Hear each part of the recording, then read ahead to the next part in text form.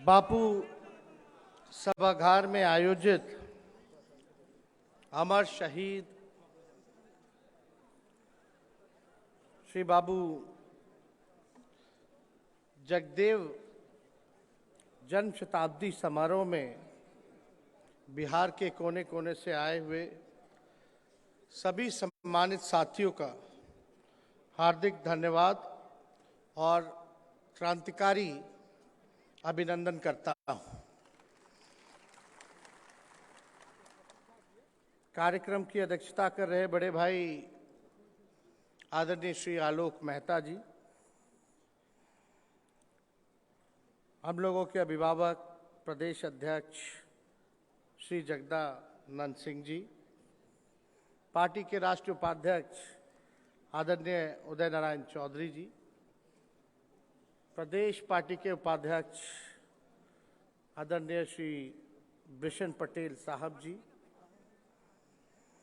माननीय सचेतक चिड़िया बरियारपुर के विधायक श्री राजवंशी महतो जी, माननीय विधायक डेरी फतेह बहादुर सिंह जी, विधायक हथुआ विधानसभा राजेश कुशवाहा जी, पिछड़ा वर्ग आयोग के सदस्य श्री बीरेंद्र कुशवाहा जी, राष्ट्रीय महासचिव श्री भोला यादव जी, जनाब प्रदेश उपाध्यक्ष जनाब तनवीर हसन साहब जी, केसरिया के पूर्व विधायक श्री राजेश कुशवाहा जी, सीतामढ़ी के पूर्व विधायक श्री सुनील कुशवाहा जी, अरवल के पूर्व विधायक श्री रविंद्र सिंह कुशवाहा जी, औरंगाबाद के पूर्व विधायक श्री सुरेश महतो जी, नवादा से पूर्व एमएलसी प्रत्याशी श्री श्रवण कुशवाहा जी, राजद नेत्री श्रीमती मधु मंजरी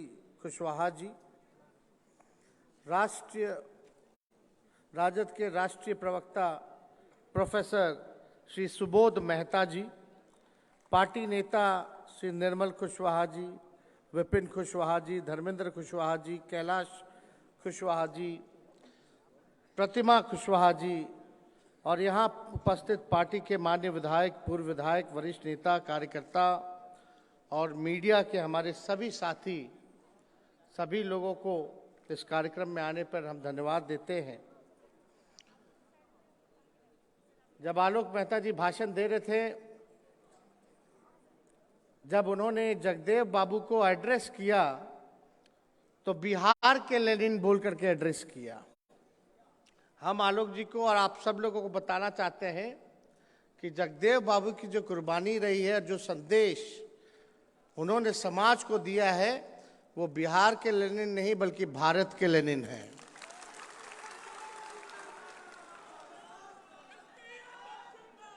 उनकी शहादत को, उनके कुर्बानी को आज हम सब लोग याद करते हैं और उनके विचारधारा पर, उनके बताए हुए रास्ते पर चलने का संकल्प लेते हैं। और आप लोग सब लोग जानते हैं कि लालू जी के भी नेता रहे, हम लोगों के भी नेता रहे। हम तो ज़्यादा बहुत छोटे थे, उनकी हत्या हो गई, कभी मौका मिला नहीं, लेकिन अपने पिता से जो उनके बारे में सुनने को मिला और कई लोगों के साथ बैठ करके जब चर्चा होती थी जगदेव बाबू की, तो हम सुनते रहते थे। तो उनके विचार से हम लोग प्रभावित रहे। समाजवादी नेता रहे, सामाजिक न्याय की लड़ाई लड़ी उन्होंने और आने वाले पीढ़ियों को भविष्य बेहतर हो, इसके लिए उन्होंने शहादत दिया, कुर्बानी दी। और हम सब लोग का कर्तव्य बनता है कि इनके दिखाए हुए रास्ते पे चले। तो आज के दिन आलोक मेहता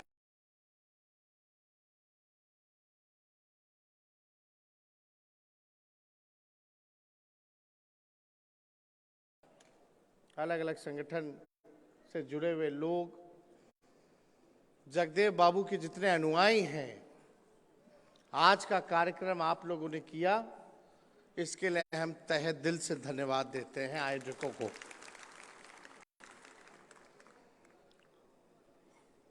आज महागठबंधन की सरकार है, नीतीश कुमार जी के नेतृत्व में सरकार बनी है और साफ तौर पे हम लोगों का संकल्प है कि जो देश में जो संविधान विरोधी लोग हैं, जो लोकतंत्र को खत्म करना चाहते हैं,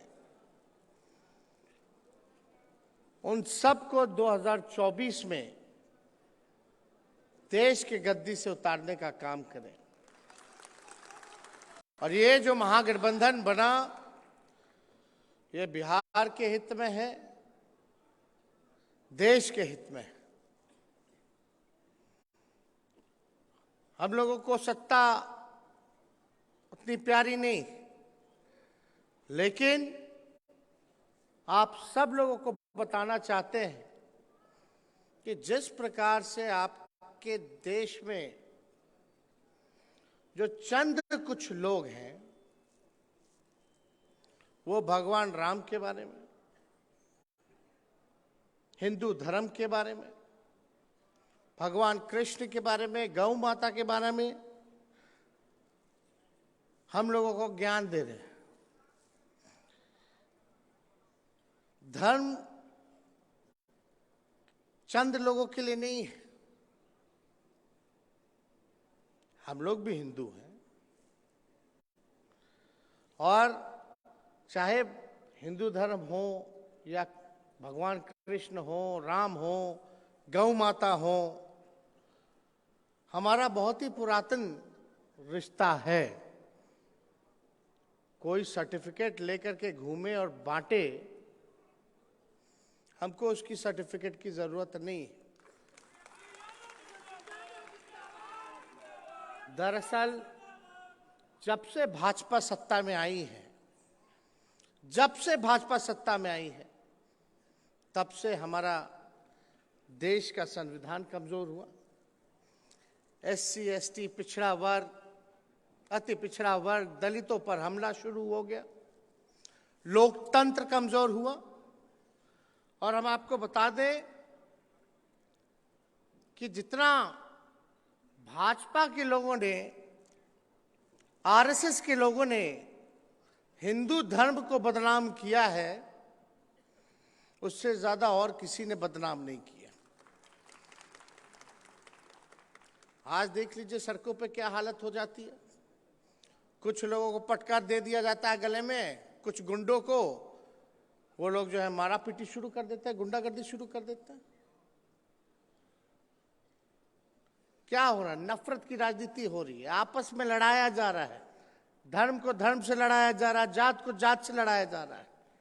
यही काम जो है हर जगह हो रही है। और कुछ चंद लोग जो हैं, वही लोग जो है इस काम को अंजाम दे रहे हैं। और वही लोग हमारे बच्चों को बोलता है कि हिंदी पढ़िए, संस्कृत पढ़िए। कोई बुराई नहीं है, हिंदी हो या संस्कृत हो, लेकिन जो लोग हम लोगों के बच्चों को बोलते हैं हिंदी पढ़िए, संस्कृत पढ़िए, उनके बच्चे इंग्लिश मीडियम में पढ़ते हैं, कॉन्वेंट स्कूल में पढ़ते हैं, विदेश भेजा जाता है। ये बात जो है हम लोगों को समझने की जरूरत है। जितने भी बड़े समतावादी हैं, मानवतावादी हैं, संत फकीर हुए, वो सभी मेहनतकश वर्गों से संबंध रखते थे। और हम सब लोगों को एक एक चीज, इनके मॉडल को, इनके डिजाइन को RSS क्या एजेंडा लागू कर रही है, इसको हम लोगों को जानने की जरूरत है। और आप सब लोग देखते होंगे कि अभी क्या क्या डिस्कशन चला, एजेंडा चला। अब हम पूछना चाहते हैं, ये वर्ण व्यवस्था जो है किसने बनाई है? ये वर्ण व्यवस्था किसने बनाई? कुछ लोग, जो चंद लोग हैं, अपने वर्ण को श्रेष्ठ बोलते हैं और जिसकी सबसे ज्यादा संख्या भारी है उनको ये लोग निम्न वर्ग बोलता है। यही है ना? तो ये बनाने वाले कौन है? और आप समझिए कि हम लोग संविधान से चलते हैं। देश का अगर सबसे कोई पवित्र किताब है तो वो देश का संविधान है। और संविधान हर एक व्यक्ति को, सबको बराबर के नजरिए से देखता है। सब लोग जो है बराबर है। तो अगर ये वर्ण व्यवस्था की बात होती है तो ये तो संविधान का विरोधी वाली बात है। संविधान का विरोध मतलब देश का विरोध। तो ऐसी बातें पर जो है भाजपा जो है चर्चा कराती है, एजेंडा जो है इस पे जो है चलाने का काम करती है। पूरी तरीके से ये मानवता विरोधी है, इंसानियत विरोधी। और कुछ लोग जो कथाकथित ये हम लोगों को जो निम्न वर्ग कहते हैं, अगर कोई निम्न वर्ग में से, कथाकथित निम्न वर्ग में से पढ़ लिख करके इनसे सवाल पूछे वर्ण की व्यवस्था के बारे में, तो इन लोग जो है अपने हिसाब से काम करता है। किस हिसाब से आप लोग सब लोग देखे होंगे, जो लोग सवाल करता है इन लोगों से। तो हम तो ये कहना चाहते हैं कि हिंदू हैं तो बड़ा छोटा क्यों है भाई? अगर हम सब हिंदू हैं तो बड़ा छोटा कैसे है? तो छोटा बोलता है, कोई निम्न बोलता है, ये तो व्यवस्था नहीं होनी चाहिए। सब लोगों को बराबर के नजरिए से देखना चाहिए। यही तो जगदेव बाबू की लड़ाई थी, यही तो सामाजिक न्याय है कि आपको शिक्षा का भी वही अधिकार है जो उनको है, आपको चिकित्सा का भी वही अधिकार है जो उनको है। हर एक चीज का अधिकार जो है उस सम्मान सबके बराबर है, किसी के लिए जो है अलग नहीं है। इसी बात की जो है लड़ाई है। और आप देखिएगा कि सभी वर्ण के लोगों को सभी जगह समानुपातिक हिस्सेदारी मिलेगी, तभी हिंदू धर्म आगे बढ़ेगा। अन्यथा यहाँ सामाजिक आर्थिक विषमता व्याप्त रहेगी। इसलिए हम सब लोग सामाजिक न्याय को मानने वाले हैं। हम समतावादी हैं, मानवतावादी हैं और समाजवादी लोग हैं। सभी को एक समान समरूपता से देखते हैं, तभी हम कहते हैं कि हमारी पार्टी जो है A to Z की पार्टी है। सबको साथ लेकर के चलना चाहते हैं, कोई हमारा भाई जो है पीछे ना छूटे, सबको उसका रहे।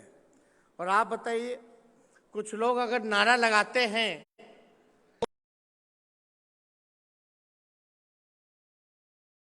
तो कुछ लोग जो है कहते हैं कि जातिवाद है। अगर जातिवाद होते तो हम जगदेव बाबू को क्यों अपना नेता मानते? हम लोहिया जी को अपना नेता क्यों मानते? हम चौधरी देवीलाल जी को अपना नेता क्यों मानते? हम चौधरी चरण सिंह को अपना नेता क्यों मानते? ये सब केवल और केवल भरमाने वाली बातें हैं और इनके डिजाइन में हम लोगों को फंसने की जरूरत नहीं है। आप सब लोग सजग रहिए और इनके डिजाइन को पहचानिए और एकजुट होकर के लड़ाई लड़ने का काम कीजिए।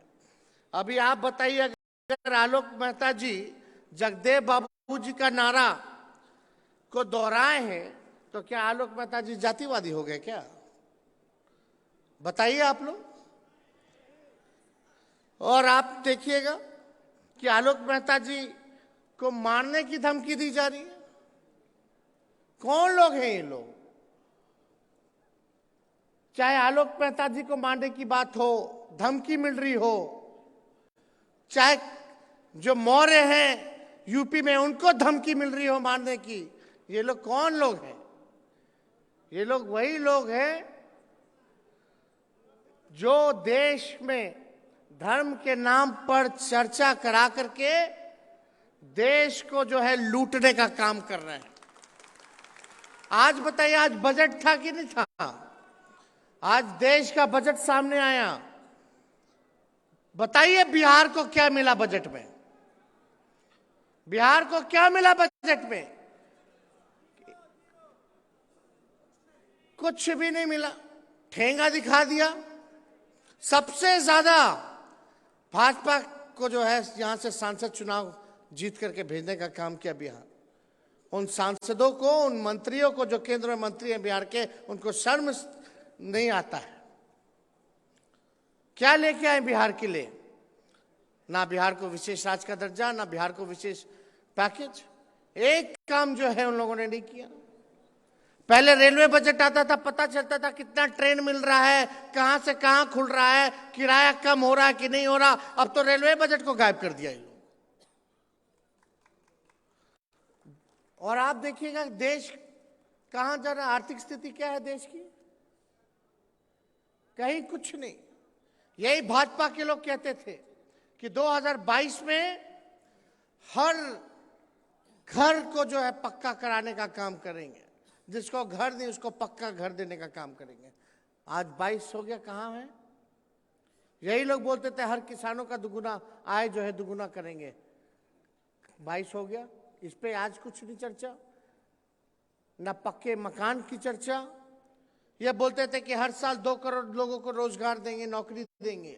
कहां है? ना नौकरी पे चर्चा, ना महंगाई पे चर्चा।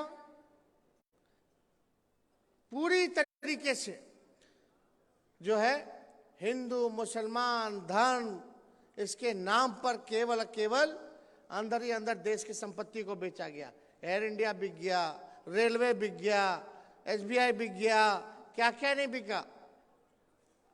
सारे देश की संपत्ति को बेचा जा रहा है। खरीदने वाले भी चंद लोग हैं। वही चंद लोग जो है देश को चलाने का काम कर रहे हैं।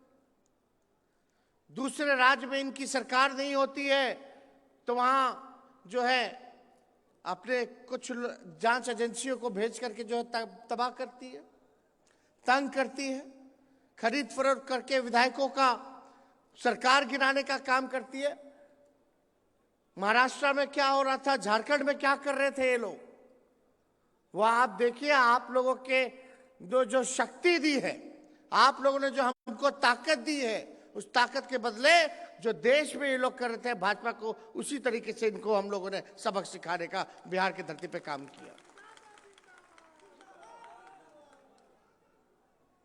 समाजवादी पार्टियों को खत्म करना चाहते थे ये लोग, क्षेत्रीय दलों को खत्म करना चाहते थे ये लोग। आप देख लीजिए। और आने वाले समय में आप सब लोगों से यही हम अपील करेंगे कि आप सब लोगों को एकजुट रहना है। ये लंबी लड़ाई है और हमको बताते हुए खुशी हो रही है कि आज महागठबंधन की सरकार बनी है तो जातीय जनगणना जो है उसकी शुरुआत हो गई है। कितना बड़ा काम हो रहा है। 31 के बाद अब जो है पूरे उत्तर भारत में अगर कास्ट बेस्ड सर्वे हो रहा है तो वो बिहार में हो रहा है, जिसकी शुरुआत कर दी गई है। जितने हाउस काउंटिंग है, हाउस होल्डिंग है, उसकी पहले फेज में काउंटिंग शुरू हो गई है और ये 3 से 4 महीने में पूरी प्रक्रिया को जो है पूरा कर लिया जाएगा। पता चल जाएगा कि किसकी कितनी संख्या है, सब कुछ सामने आ जाएगा। और जब सामने आएगा तो एक साइंटिफिक डेटा आएगा, तो उसके बाद आप तय कर सकते हैं जो अंतिम पैदान पे जो समाज है उसको हम लोग मुख्य धारा लाने में, उसके लिए बजट में प्रोविजन करके योजना जो है हम लोग बना सकते हैं। चिन्हित कर सकते हैं कि कौन जो है मजदूरी करता है, दिहाड़ी मजदूरी करता है, कौन रिक्शा चलाता है, कौन जो है भूमिहीन है, कौन जो है कचरा साफ करता है, नाला साफ करता है, कौन लोग हैं ये लोग। तो जब तक ये नहीं पता चलेगा तब तक आप जो है सही से बजट नहीं बना सकते, योजना नहीं चला सकते। तो ये डेटा हम लोगों के पास आ जाएगा, सारा चीज पता चल जाएगा कि क्या हो रहा है। तो इस पे हम लोगों की सरकार काम कर रही है। और अभी लाखों की संख्या में हम लोगों ने सरकारी नौकरी को लेकर के जो रिक्त पदे थे उसको भरने के लिए हमारी सरकार ने जो है पूरी तरीके से उसका कैबिनेट से हम लोगों ने किया है। जो सीटें जो भरनी है, पद को सृजन किया है और आने वाले समय में कुछ दिनों में इसकी प्रक्रिया चालू है। स्वास्थ्य विभाग ही 1,60,000 नौकरी, सरकारी नौकरी देगा। आप देखिएगा पुलिस महकमे में जो है बड़ी संख्या में जो है नौकरी निकलने जा रही है। लगभग 3 लाख नौकरियां शिक्षा विभाग में निकलने वाली है। तो ये सारा जो हम लोगों का कमिटमेंट था 10 लाख लोगों को सरकारी नौकरी देने का, कुछ दिनों में देखिएगा ये हम लोग पूरा करने का काम करेंगे। तो इसमें हम लोग पीछे नहीं हटने वाले। इस काम को हम लोग सब लोग जो है पूरा करेंगे। और इतना हम बता दें कि आज आप सब लोग बहुत दूर दराज से आए हैं, सुबह से आप लोग यहाँ आए और यहाँ लगातार आप लोगों के बीच जो है कई लोगों ने अपने भाषण को रखा, कई वक्ताओं ने अपने बात को रखा। और हम यही उम्मीद करते हैं आप लोगों से कि आज जो बातें, जो चर्चा यहाँ हुई है, इसको आप लोग भूलिएगा मत। और एक बात जान लीजिए आप लोग, किसी की हिम्मत नहीं है जो आलोक मेहता को छू करके दिखा दे। ये बात समझ जाइएगा। और कुछ लोग तो होता ही है गड़बड़ लोग, कुछ बीजेपी माइंडसेट की कुछ मीडिया लोग हैं, बोले हैं क्या तोड़ मरोड़ के दिखाएगा क्या, असली चीज तो दिखाता नहीं है। वो तो एक एजेंडा पे जो है वो लोग काम कर रहा है। तो इसलिए आप सब लोगों को जो है घबराने की जरूरत नहीं है। आप सब लोग जो है मजबूत इरादे के साथ यहाँ से लौटिए और आने वाले समय में बाद में हम लोग आप लोगों के यहाँ भी हम लोग आएंगे। हर जगह हम लोग घूम घूम करके कार्यक्रम करेंगे और जागरूकता अभियान जो है और तेजी से लेकर के जाने का काम करेंगे। तो ज़्यादा समय ना लेते हुए यही चंद शब्द कहते हुए हम अपनी बातों को विराम देते हैं। और आप सब लोगों को इतना ज़रूर कहते हैं, आप लोगों से हम बस इतना और कहेंगे कि आप लोग जो है 4 कदम आगे बढ़ाइए और हम 16 कदम आगे बढ़ाने का काम करेंगे इन्हीं चंद शब्दों के साथ। और टिकट विकेट की बात है तो उसमें आप लोग चिंता मत कीजिए। जिस हिसाब की हिस्सेदारी है उस हिसाब से आप लोगों को मान सम्मान मिलेगा, उसमें कोई कमी नहीं होगी। बहुत बहुत धन्यवाद। जय हिंद, जय बिहार।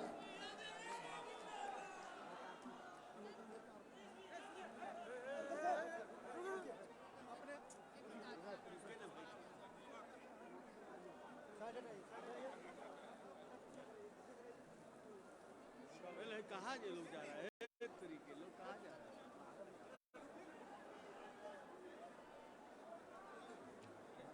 आइए मैक से बोलिए।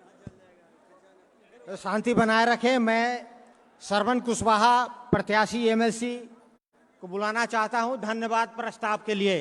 श्रवण जी आप आएं और धन्यवाद प्रस्ताव दें। नवादा से एमएलसी प्रत्याशी श्रवण कुशवाहा जी। आज शहीद शताब्दी समारोह में उपस्थित बिहार के भविष्य मान्यवर तेज